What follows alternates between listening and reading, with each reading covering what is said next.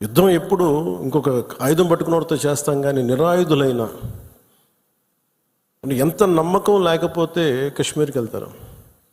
22-23లో దాదాపు 2 కోట్ల మంది వెళ్ళొచ్చారు. అది ప్రెసిడెంట్ పాలన ఉన్నంతకాలం వచ్చారు. మొన్న పాలన మారగానే అప్పటికి చాలాసార్లు ఎన్నికలు ఇంకా సంసిద్ధంగా లేదు కాశ్మీర్ అని చెప్పినా కానీ కొన్ని పరిస్థితుల వల్ల కుదరలేదు, రాజ్యాంగ పరిస్థితుల్లో ఇంకా ఉండదు అని చెప్పేసి మళ్ళీ ఎప్పుడైతే రాష్ట్ర చేతికి వెళ్ళిపోయిన పగ్గాలు మళ్ళీ తీవ్రవాదులు విజృంభించి చాలా కోల్డ్ బ్లడెడ్గా చంపేశారు అందరిని. మీరు ఊహించుకోండి, మనందరం ఒక సాయంత్రం అంటే మనకి కాశ్మీర్కి మనకి ఏంటి సంబంధం అనుకుంటాం. గ్లోబల్ విలేజ్ని మాట్లాడుతున్నాం, ప్రపంచాన్ని. అమెరికాలో చిన్నపాటి ఇన్సిడెంట్ జరిగితే దాని ప్రకంపనలు ఆంధ్రాలో కూడా ఉంటాయి. It's become a global village. అలాంటిది దేశం సరిహద్దులు ఏమి జరిగినా, దేశం లోపల ఏమి జరిగినా దాని ప్రకంపనలు మనకు కూడా తగిలి తీరుతాయి. మేబీ ఒక సగటు మనిషిగా బతికే మనకి అంత అవసరం లేకపోవచ్చేమో, కానీ మామూలు మనిషికి అవసరం లేకపోవచ్చేమో, కానీ being a political party, regional పార్టీకి మనకు ఎందుకు అనే ఒక మైండ్ సెట్ ఉంటుంది. మన సంబంధం నేను చెప్తున్నప్పుడు బిగినింగ్లో జాతీయ సమస్యల గురించి నేను మాట్లాడుతున్నప్పుడు చాలా హాస్యాస్పదంగా ఉండేవాళ్ళు అందరూ నాతో. నీకు ఎందుకు ఇవన్నీ స్టేట్స్ విషయాలు చూసుకుంటే, state is a part of the country కదా, state is a part of the nation, how do we ignore? కానీ ఈ లిమిటెడ్, ఈ తక్కువ స్థాయి ఆలోచన విధానంతో మనం ఎప్పుడు బయట ఆలోచించాం, పరిధి దాటి ఆలోచించాం. సో ఎప్పుడు నేను ఆ దేశం కోసం ఎందుకు ఎంత తపన పడతానంటే, if borders are not secured, Kashmir భారతదేశం అంచు దాడితే పాకిస్తాన్ వస్తుంది. ఆ హద్దులు బాగలేనప్పుడు దాని ప్రకంపనలు ఇక్కడ దాకా వస్తాయి. మియాన్మార్లో గొడవలు జరిగితే మనకు ఎందుకు అనుకోవడానికి లేదు. అక్కడి నుంచి రోహింగ్యాస్ వచ్చేసి ఇక్కడ మనకి ఆంధ్రాలో కూడా ఉంటారు చాలామంది. దాని ప్రకంపన దాని తాలూకు ఇంపాక్ట్ మనకి ఏముంటుంది అనుకుంటే, ఒక 10 సెంట్లు భూమి ఉంటేనే, రోజు 2 సెంట్లు భూమి ఉంటేనే మనం ఎంత తెలుస్తాం. అలాంటిది కంట్రీ సరిహద్దుల్ని మనం చూసుకోకపోతే నాయకులుగా వచ్చే ఉపద్రవాలు ఇలా ఉంటాయి. మన దేశం ఎప్పుడు కూడా చాలా మెత్తని దేశం. ఉగ్రవాదులకి ఎందుకు సమాధానం చెప్పలేం. మీరు నిజంగా ఆవిడ పడ్డ బాధ చూస్తే ఇంత కనికరం అవసరం లేదు ఉగ్రవాదుల మీద అనిపించింది. నిర్దాక్షిణ్యంగా తీసేయాలన్న ఆవిడ అన్న మాటలు. చంద్రమౌళి గారు మేము మన వైజాగ్లో కనుక, ఆయన retired employee, bank employee, retirement plan ఏం చేయాలో, పిల్లలు అమెరికా వెళ్ళిపోయి ఏం చేయాలో తెలియక జస్ట్ ఒక 5 రోజుల కన్నా వెళ్తే ప్రాణాలు పోయినాయి. మీరు ఊహించుకోండి, మన సరదాగా చాట్ తిందామని చెప్పి హైదరాబాద్లో గోకుల్ చాట్కి వెళ్తే బాంబ్ బ్లాస్ట్ జరిగింది, ప్రాణాలు పోయినాయి. Simple chat.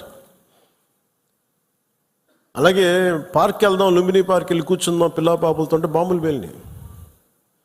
అంటే ఉగ్రవాదం తాలూకు పంజా అన్నిటి మీద ఉంటుంది. దీంట్లో దాదాపు 26 మంది చనిపోయారు. ఈ గుర్రాలని తీసుకెళ్ళి ఒక్కతను మటుకు ఒకే ఆయన ముస్లిం, మిగతా 25 మంది 25 మెంబర్స్ హిందూస్. అది కూడా ఆయన ఎదిరించాడు. గుర్రాలను తీసుకెళ్లే వ్యక్తి ఉగ్రవాదులు ఎదిరిస్తే ఆయన చంపేశారనేది వార్త. అంటే కాశ్మీరు మనందరం ఒక అందమైన లొకేషన్ చూస్తే మేము చాలాసార్లు అంటే నాకు ఎందుకు కాశ్మీర్ అనేది ప్రత్యేకంగా నాకు తగులుతూ ఉంటుందంటే, యాజ్ ఎ లీడర్ మీరందరూ కూడా, as a political party stake హోల్డర్స్గా మీరందరూ you have to read history. అంటే ఇవి భవిష్యత్తులో జరగకుండా ఉండాలి అంటే దాని తాలూకు కాశ్మీర్లో తూటాలు పేలితే దాని ప్రకంపనలు ఇప్పుడు మన పార్టీ దాకా ఎలా వచ్చినాయో, ఇది దేశం అంతా ఇట్లాగే ఉంది పరిస్థితి.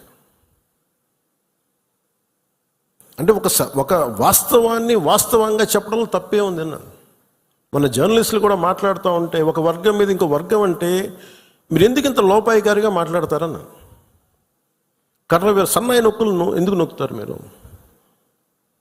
When you are targeted based on your religion, let us say it, చెప్దాం దాన్ని.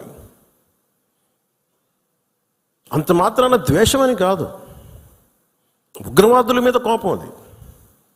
మన నాయకులు, ఇంతమంది ముస్లిం నాయకులు ఉన్నారు ఇక్కడ మనకి. ఈ రోజున మనం వివక్ష చూపించామా భారతదేశంలో? అన్ని వర్గాల మీద గొడవలు ఉంటాయి, చిన్న చితక గొడవలు లేకుండా ఎందుకంటే ఒక ఇంట్లోనే గొడవలు ఉంటాయి. కానీ మన దేశం ఏర్పడిన విధానం మటుకు మన అందరూ అవగాహన చేసుకోవాలి. ఎందుకంటే ఎందుకు నేను 3 రోజులు సంతాప దినాలుగా ప్రకటించిన ఆ బాధ నాకు తెలుసు ఎలా ఉంటుందో. అప్పటికి మధుసూదన్ గారు చనిపోయిన సంగతి కూడా నాకు తెలియదు. ఎందుకంటే నేను 86 నుంచి 89 దాకా మన్నయ్య గారి చుని గారి సినిమాల్లో చాలాసార్లు మేము అక్కడికి వెళ్ళేవాళ్ళం.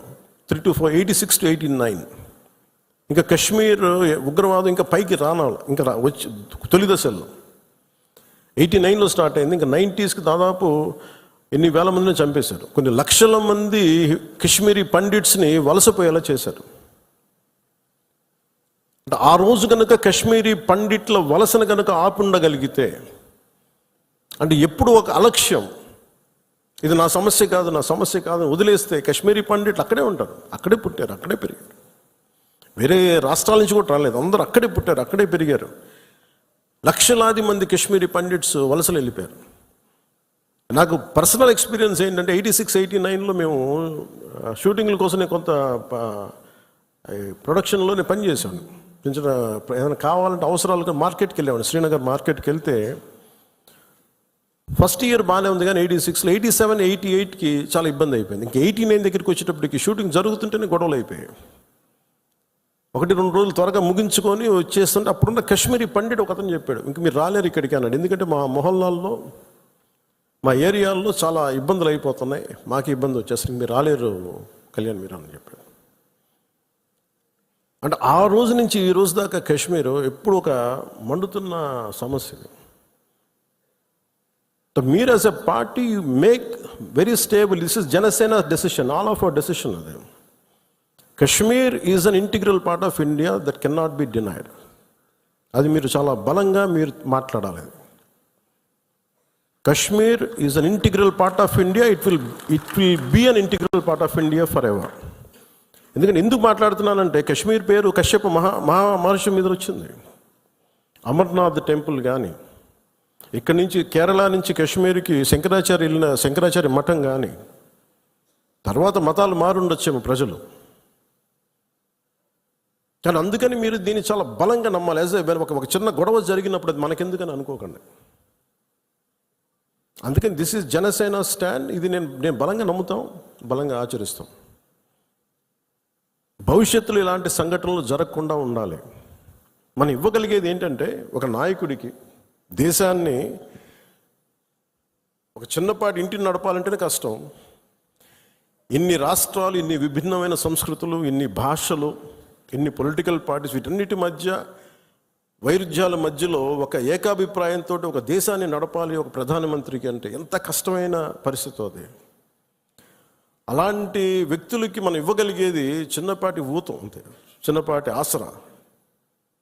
ఎక్స్ట్రా గొడవలు క్రియేట్ చేయకుండా కొంచెం బాధ్యతగా మాట్లాడటం, అవసరమైన చోట భుజం కాయటం. As part of NDA this is our responsibility.